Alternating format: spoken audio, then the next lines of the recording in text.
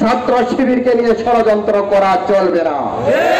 ছাত্র শিবির চাঁদাবাজির রাজনীতি করে না। ছাত্র শিবির পানিতে ভেসে আসা কোন সংগঠন নয়। বাংলাদেশের জনগণের কাছে বাংলাদেশ ইসলামী ছাত্র শিবির একটি সিপাহি সালার, একটি সেনাবাহিনীর নাম।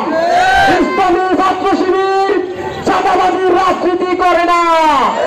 ইসলামী ছাত্র শিবির খুনের রাজনীতি করে না। ইসলামী ছাত্র শিবির ধর্ষণের রাজনীতি করে না। আমরা বলে দিতে চাই, আজকে বাংলাদেশে যারা ইসলামী ছাত্র শিবিরকে গুপ্ত সংগঠন বলে গালি দিচ্ছেন, আজকে আমাদের এই পঞ্চগড়ের শেরে বাংলা চত্বরে এসে দেখে যান, হাজার হাজার ইসলামী ছাত্র শিবিরের জনশক্তি এখানে উপস্থিত হয়েছেন। আমরা তাদেরকে জানিয়ে দিতে চাই, গত 15 বছর ধরে আমরা যতগুলো মিছিল করেছি, বাংলাদেশের অন্য কোন সংগঠন তার অর্ধেক মিছিল করতে পারে নাই। আওয়ামী সন্ত্রাসীরা লগি বৈঠা দিয়ে আমাদের প্রিয় ভাইদেরকে হত্যা করেছে, সেই হত্যার বিচার হয়নি। 2013 সালের 28শে ফেব্রুয়ারি শহীদ আল্লামা সাঈদীর ফাঁসির রায়কে কেন্দ্র করে প্রায় 200 ছাত্র জনতাকে হত্যা করেছে, সেই গণহত্যার বিচার এখনো হয়নি। বিচার হয়নি 2013 সালের 5ই মে শাপলা চত্বরে, যেখানে শত শত ছাত্র জনতাকে হত্যা করেছে, সেই গণহত্যার বিচার এখনো হয়নি। বিচার হয়নি শহীদ আফজাল ফাহাদের খুনিদের, তারা এখনো জেলে আছে, তাদের বিচার এখনো হয়নি। তাদের বিচার কবে হবে জানতে চায় এ জাতি। অনতিবিলম্বে এই আফজাল ফাহাদের খুনিদের বিচার করতেই হবে।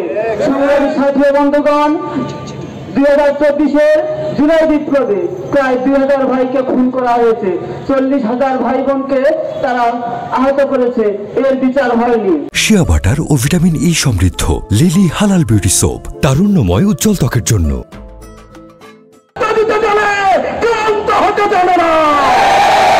আগামীর বাংলাদেশ ইসলামী ছাত্র শিবিরের বাংলাদেশ। ছাত্র শিবির পানিতে ভেসে আসা কোন সংগঠন নয়। ছাত্র শিবির বিদেশ থেকে আমদানিকৃত কোন ছাত্র সংগঠন নয়। তারা আমাদেরকে গোপন সংগঠন বলো, তারা দেখে যাও পঞ্চগড়ের রাজপথ ছাত্র শিবিরের দখলে রয়েছে। সুতরাং বলে দিতে চাই, স্পষ্ট ভাষায় বলে দিতে চাই, ছাত্র শিবিরকে নিয়ে ষড়যন্ত্র করা চলবে না।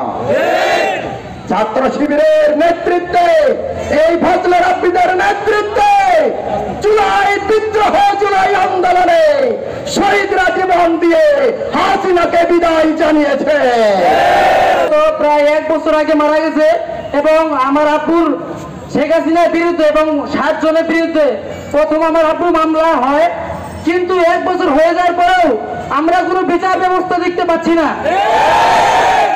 আমার অনেক আহত ভাইরা এখন হাসপাতালে আছে, অনেকে পঙ্গুত্ববরণ করেছে, কিন্তু তারা এখনো সুচিকিৎসা পাচ্ছে না।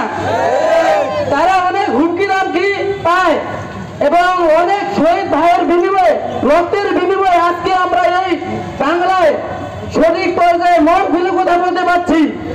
কিন্তু তার রক্তের যেই কারণে তারা রক্ত দিয়েছে, সেই জুলাই ঘোষণাপত্র এবং জুলাই সনদ এখনো তারা দিচ্ছে না। এটা নিয়ে তাল বাহানা হচ্ছে।